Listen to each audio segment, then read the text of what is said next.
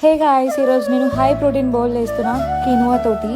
దీనికి నేను క్యారెట్స్, మిర్చి, ఆనియన్స్, మీల్ మేకర్, పీస్, పాలకూర, పొటాటోస్ ఇవన్నీ కట్ చేసుకున్నా. అండ్ హాట్ వాటర్లో మీల్ మేకర్ కూడా యాడ్ చేద్దాం.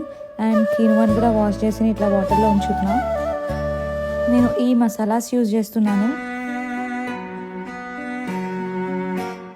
ఇప్పుడు ఆయిల్ అండ్ గీలో ఈ మసాలాస్ యాడ్ చేద్దాం. 2 minutes తర్వాత ఆనియన్స్ ఇలా గోల్డెన్ బ్రౌనిష్ వచ్చేంత వరకు ఉంచి మనం దీంట్లో జింజర్ గార్లిక్ పేస్ట్ యాడ్ చేద్దాం.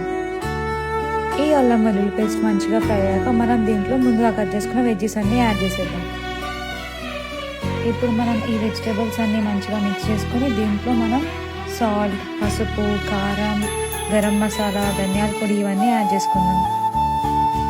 దీనిలోనే మనం పుదీనా కూడా యాడ్ చేసుకున్నాం. నా దగ్గర ఫ్రెష్ పుదీనా లేదు, సో నేను డ్రై పుదీనా ఇండియా నుంచి తెప్పించింది వేస్తున్నా. కొత్తిమీర కూడా యాడ్ చేద్దాం. ఇప్పుడు దీనిలోనే మనం కొంచెం పెరుగు కూడా యాడ్ చేద్దాం. ఇప్పుడు మనం ఈ పెరుగును కూడా దీంట్లో మంచిగా మిక్స్ చేసి ఒక 5 minutes మూత క్లోజ్ చేసి మనం దీన్ని మీడియం ఫ్లేమ్లో ఉంచేద్దాం. సో 5 minutes తర్వాత మనం ఇలా మూత ఓపెన్ చేసి చూస్తే మనకి మంచి మసాలా స్మెల్ వస్తుంది. ఇప్పుడు మనం ఇందాక కడిగి పెట్టుకున్న కినువా యాడ్ చేద్దాం.